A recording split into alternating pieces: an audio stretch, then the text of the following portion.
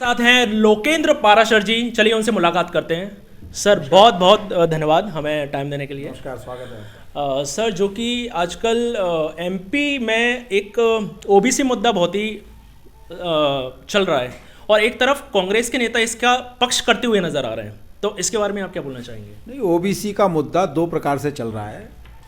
एक प्रकार से भारतीय जनता पार्टी ओबीसी के कल्याण को ठीक उसी प्रकार से देखती है जैसे सामान्य वर्ग के कल्याण को देखती है, जिस प्रकार से अनुसूचित जाति के कल्याण को देखती है, जनजाति के कल्याण को देखती है। मंत्र है सबका साथ, सबका विकास, सबका विश्वास और सबका प्रयास, एक साथ आगे बढ़ना। लेकिन कांग्रेस ने इस मुद्दे को जानबूझकर अपने निहित स्वार्थों के लिए समाज को लड़ाना और राज करना जो उसकी नीति है, इसलिए पंचायत चुनाव के बहाने ओबीसी को जो डेंट किया कांग्रेस ने, उसको रोकने के लिए भारतीय जनता पार्टी सरकार काम कर रही है। चूँकि अभी परसों कमलनाथ जी ने एक बयान दिया है कि अगर 2 महीने में अगर चुनाव नहीं होते हैं तो पूरे प्रदेश भर में इसका आंदोलन किया जाएगा। नहीं, कमलनाथ जी ने परिसीमन कराने के बाद 9 महीने तक चुनाव क्यों नहीं कराए? कमलनाथ जी को चिट्ठियां लिखना, आरोप लगाना, बेबुनियाद बातें करना, उनको अपनी आयु का भी लिहाज नहीं रहता। इतने वरिष्ठ नेता हैं। भारतीय जनता पार्टी की सरकार को चुनाव इसलिए टलवाना पड़ा क्योंकि कांग्रेस ने साजिश की, चुनाव के विरुद्ध न्यायालय में गई, उच्च न्यायालय गई, उच्च न्यायालय से राहत नहीं मिली तो सर्वोच्च न्यायालय गई, सर्वोच्च न्यायालय से राहत नहीं मिली तो फिर उच्च न्यायालय चली गई, फिर वहाँ से उन्होंने मना किया कि नहीं वहीं जाओ तो फिर वहीं गए। और गबली प्रकरण महाराष्ट्र का उल्लेख जब ये आया तो ओबीसी वर्ग की सीटों को सामान्य कर दीजिए, इस प्रकार का जब निर्णय आया तो मध्य प्रदेश की सरकार ने कहा कि ओबीसी समाज को छोड़कर पंचायत चुनाव नहीं हो सकते। कांग्रेस ने जो षड्यंत्र किया उसमें कांग्रेस बेनकाब हुई है, लेकिन हमने अपना ही अध्यादेश वापस लेकर पंचायत चुनाव को रोका है। बिना ओबीसी के या बिना सामान्य के या बिना SC ST के किसी भी समाज के प्रतिनिधित्व के बिना चुनाव नहीं होगा। अब चूँकि उत्तर प्रदेश में 1 महीने बाद विधानसभा चुनाव है और कल ही बीजेपी पार्टी के 5 विधायकों ने भाजपा छोड़ा है, जिसमें एक कैबिनेट मंत्री शामिल है, तो उसके बारे में? नहीं, जिस कैबिनेट मंत्री की आप कह रहे हो वो हाथी से उतरकर कमल पे आया था और कमल से उतरकर साइकिल पे चढ़ गया। साइकिल तो पंचर है, करेगा क्या? अभी भी असमंजस में है। कल आप देखो अखिलेश जी के बगल में वो खड़े हुए हैं, अखिलेश जी से हाथ नहीं मिला रहे, अपने ही हाथ में हाथ डाले हुए बैठे हुए हैं। तो कुल मिला के ऐसे ही लोगों के लिए तो ये कहावतें आई हैं, बरसाती मेंढक, बरसात आई मेंढक टटर करने लगा, चला गया दूसरी जगह। अब चूँकि एक बीजेपी विधायक का कहना है कि हमारे अभी कांटेक्ट में 40 विधायक और हैं, वो कभी भी भाजपा छोड़ सकते हैं। नहीं, अब शेख चिल्ली सपने देख सकते हैं, ये शेख चिल्लियों के सपने हैं। भारतीय जनता पार्टी की सरकार योगी जी के नेतृत्व में बेहतर काम कर रही है और पूरा विश्वास है मुझे कि पहले से अधिक सीटें भारतीय जनता पार्टी की आएंगी। और इस प्रकार की जब छलनी लगती है तो कुछ तो कचरा नीचे जाता है निकल के। अब चूँकि कोरोना की तीसरी लहर आई चुकी है और प्रदेश सरकार ने ये निर्देश दिए थे, चूँकि आज 12 जनवरी है और विवेकानंद जी की जयंती है, इस उपलक्ष्य में हर एक कॉलेज और स्कूल्स में जो सामूहिक सूर्य नमस्कार कराया जाएगा। तो कहीं सरकार कुछ एक चूक तो नहीं कर रही है? क्योंकि कोरोना दिन पे दिन बढ़ता जा रहा है। आज मैंने देखा कि शायद 1.5 लाख केसेस कोरोना के हो चुके हैं हमारे भारत में। देखो, बच्चों की सुरक्षा के प्रति भी हम सचेत हैं और आपको अपडेटेड खबर ये है कि सूर्य नमस्कार के सामूहिक कार्यक्रम नहीं हो रहे हैं, वर्चुअली हो रहे हैं। लेकिन लोगों में योग के प्रति भावना जागृत रहे, क्योंकि योग जोड़ता है शरीर को आत्मा से, बुद्धि से, और योग का मतलब ही जोड़ना होता है। इसलिए लोगों में संस्कार विकसित रहे, स्वास्थ्य के प्रति, अपनी अवचेतना के प्रति, चेतना के प्रति, मस्तिष्क के प्रति, आत्मा के प्रति योग तो जरूर करना है, लेकिन वर्चुअल करेंगे।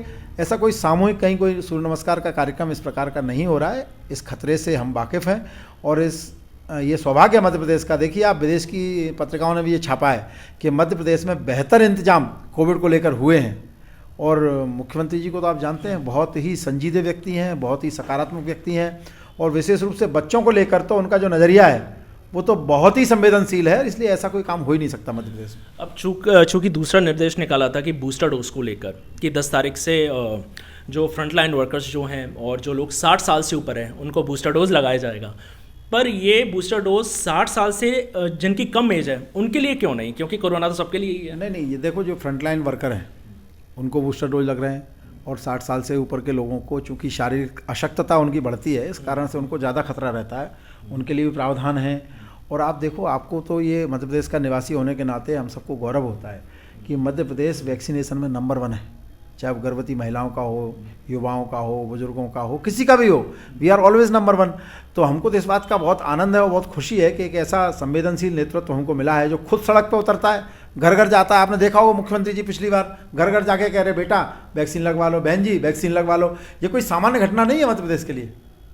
अब चूंकि ओंकारेश्वर में 108 फीट ऊंची शंकराचार्य जी की मूर्ति स्थापित होने जा रही है, तो इसमें बीजेपी का विज़न क्या है उस मूर्ति को स्थापित करने की? जोड़ना, समाज को जोड़ना, सांस्कृतिक से जोड़ना। आदि शंकराचार्य जी ने क्या किया था?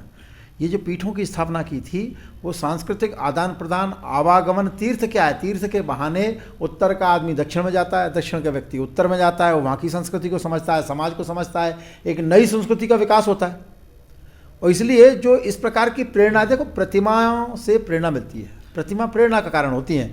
इसलिए अगर लोग यही भूल जाएंगे कि आदि शंकराचार्य कौन, ओंकारेश्वर का क्या महत्व है, तो फिर ये पीठों का महत्व भी नहीं रहेगा। तो पीठों का महत्व नहीं रहेगा तो हम तो फिर लड़ना मरना, निद्रा भोजन, नर और पशु में एक समान। अब चूंकि अभी कुछ दिन पहले पंजाब में माननीय प्रधानमंत्री जी की रैली थी, उसमें एक भारी चूक हुई थी सुरक्षा को लेकर, तो उसके बारे में आप क्या बोलना? देखो ये बड़ा दुखद विषय है। इस देश ने एक प्रधानमंत्री, एक पूर्व प्रधानमंत्री को खोया है, इंदिरा जी के रूप में, राजीव जी के रूप में। इसके बावजूद अगर कुछ लोगों की दृष्टि ऐसी है कि कोई फ़र्क नहीं पड़ता तो ये दुर्भाग्यजनक है। प्रधानमंत्री जी को जिस प्रकार से ओवरब्रिज पर फंसाया गया, जिस प्रकार से योजना पूर्वक वहाँ आंदोलन कराया गया, डीजीपी को, चीफ सेक्रेटरी को, मुख्यमंत्री को, सबको सूचना की गई कि यहाँ से रूट डाइवर्ट हो रहा है, उसके बावजूद अगर व्यवस्थाएं नहीं हुई हैं, मुख्यमंत्री फ़ोन नहीं उठाते हैं, तो क्या देखना चाहते हैं वो? क्या इंदिरा जी, राजीव जी का जो काला जो हमने दिन देखा उसको देखना चाहते हैं? ये दुर्भाग्यपूर्ण स्थितियां हैं। कुल मिला के इस प्रकार की चीज़ें सहन नहीं की जा सकती देश में। अब चूंकि कांग्रेस के नेताओं का कहना है कि एक तरीके से फ्लॉप शो था, 70,000 कुर्सियां लगी थी, सिर्फ 700 लोग आए, ऐसा उनका कहना है। नहीं, ये फ्लॉप शो नहीं था, ये फ्लॉप षड्यंत्र हुआ है कांग्रेस का। चन्नी से मुख्यमंत्री के नाते जब सरकारी एजेंसियां पूछ रही हैं कि भाई रिपोर्ट दीजिए क्या हुआ है, तो वो कह रहे हैं मैंने प्रियंका जी को रिपोर्ट दे दी, सोनिया जी को रिपोर्ट दे दी। क्या ये प्रियंका और सोनिया के कहने पर सारा षड्यंत्र किया था क्या? इसका मतलब तो यही हुआ ना भाई, प्रियंका कौन है, सोनिया कौन है जिनको आप रिपोर्ट दे रहे हैं? एक व्यवस्था होती है सरकार की, सरकार टू सरकार रिपोर्ट जाती है, एजेंसी टू एजेंसी जाती है। सोनिया गांधी एजेंसी है क्या? प्रियंका गांधी एजेंसी है क्या? इसका मतलब ये ध्वनित होता है कि ये कहीं ना कहीं प्रियंका, सोनिया, इनके इशारे पर ही षड्यंत्र किया गया। सर बहुत बहुत धन्यवाद तमाम जानकारी के लिए। धन्यवाद। ये थे हमारे साथ लोकेंद्र पाराशर जी, जिनने हमें देश विदेश में हो रहे राजनीतिक हलचल, मैं कहूँगा, उनको लेकर हमसे बातचीत की।